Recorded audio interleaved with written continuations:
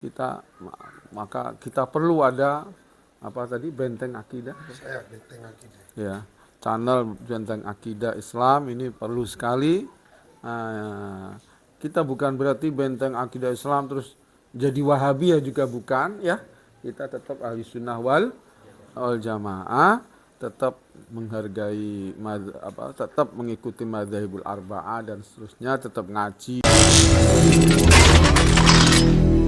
Assalamualaikum warahmatullahi wabarakatuh. Bismillahirrahmanirrahim. Allahumma salli ala sayyidina Muhammadin wa ala alihi wa sahbihi ajma'in, amma ba'du. Allahumma ja'alna min ahlil khairi wa sa'ada fid dini wa dunya wal akhirah. Amin Allahumma amin. Saya pertegas bahwasanya tidak boleh kamu itu melakukan nikah Daud. Nikah hanya berdua saja. Tidak ada saksi, tidak ada wali. Itu kamu keluar dari 4 ulama madhab. Itu dihukumi zina. Itu pencabulan. Itu perbuatan asusila. Tidak bisa dibenarkan. Kalau ada orang yang mengatakan saya menikah Daud, apalagi kiai kepada santrinya, itu pencabulan berkedok agama. Saya justru khawatir dengan adanya berita seperti yang sering kita dengar ini, orang-orang akan terpikir untuk mempraktekkannya karena merasa itu adalah pendapat yang dibenarkan oleh ulama. Rusak bangsa ini, rusak kehidupan ini. Karena nanti akan banyak orang yang tidak jelas siapa istrinya, lalu punya anak tidak jelas siapa bapaknya, lalu anak ini tidak jelas bermuhrim kepada siapa. Kenapa? Karena pernikahannya tidak diketahui orang. Status dia sebagai anak dari bapaknya juga tidak ada yang tahu. Bisa saja mengklaim, bisa saja menolak seenak perutnya sendiri. Itu berbahaya sekali. Menarik sekali apa yang disampaikan oleh ulama karismatik, yaitu Kiai Haji Muhammad Najih bin Maimun, putra dari ulama yang lebih karismatik lagi, yaitu Kiai Haji Maimun Zubair. Di mana ketika benteng akidah ini sowan kepadanya, lalu di situ ketika bicara tentang benteng akidah, yang terpenting, inilah firasat ulama ya, interpretasi saya ya. Benteng akidah itu tidak lalu harus menjadi Wahabi. Artinya apa di situ? Tetap tidak keluar dari 4 ulama madhab. Saya ulangi lagi, tetap tidak keluar dari 4 ulama madhab, karena itulah ahlus sunnah wal jamaah. Jadi itu pesan Kiai Najih. Kalau ternyata benar Fahim ini melakukan nikah Daud, berarti dia mengingkari pesan itu. Berarti dia dengan begitu bangga mengupload di channelnya, seolah-olah sudah mendapat restu channelnya itu dari Kiai Najih. Tetapi malah diabaikan pesan utamanya di situ, yaitu jangan keluar dari 4 ulama madhab. Apalagi di bagian yang sangat krusial, yaitu tentang pernikahan. Jadi dalam Islam itu, menikah ini kan sama dengan transaksi juga. Artinya ada akadnya, tetapi lebih ketat. Kamu kalau jual beli, itu aturan-aturan akadnya berbeda dengan akad nikah.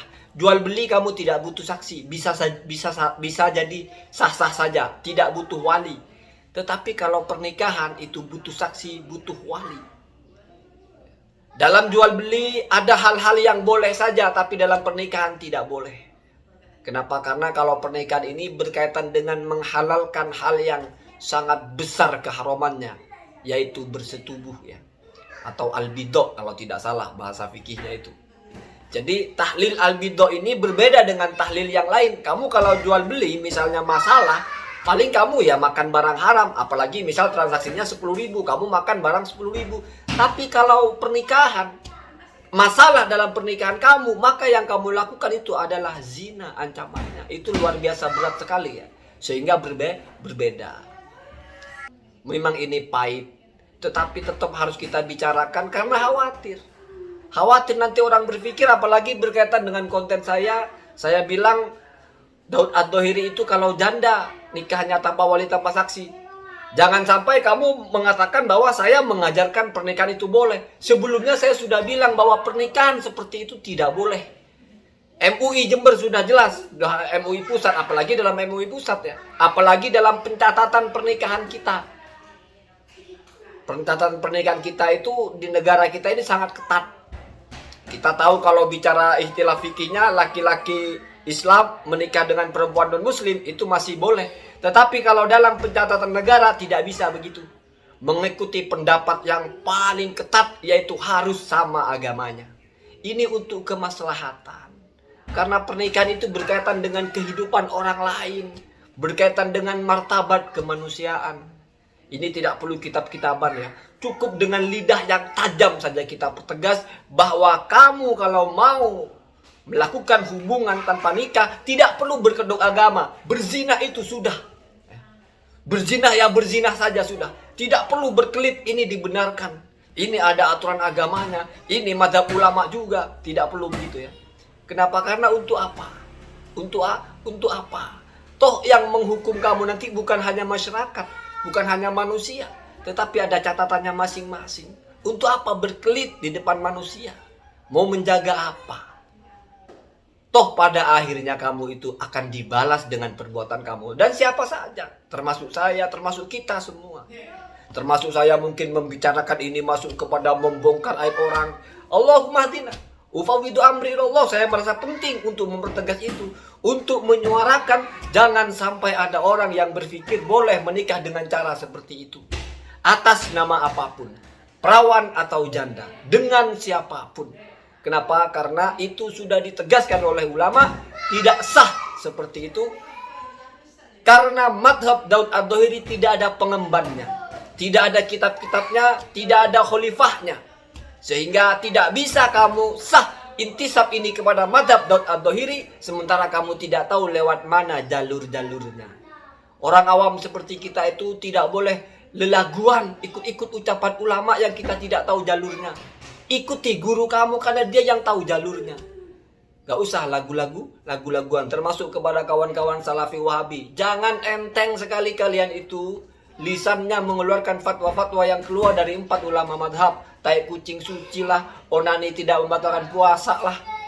Ya. Kenapa? Karena itu akan merusak. Ya. Akan merusak. Kamu akan bertanggung jawab.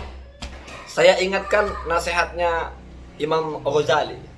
Tuba liman matah wa matat sayyi'atuhu. Beruntung orang yang mati dan mati keburukannya. Kebalikannya celaka orang yang mati tapi sayyi'atuhu ta'ishu. Keburukannya itu hidup terus. Dosa jariah. Apa salah satunya? Memfatwakan hal yang menyimpang. Memberi contoh hal yang menyimpang menjadi inspirasi kepada orang lain. Kamu menjadi pemicu orang melakukan dosa. Apalagi masalah perzinahan. Na'udzubillah ya. Ini berat sekali. Kamu mati orangnya sudah. Berbuat baik sudah tidak bisa. Tapi perbuatan buruk kamu mengalir terus. Kenapa? Karena ada asar kepada orang lain. Waliyadzubillah ya. Tidak perlu saya bacakan kitabnya karena ini sudah bab nasihat ya. Saya tidak suka terlalu berlebihan kalau masalah nasihat. Saya suka membedah kitab itu kalau fix masalah ilmiah.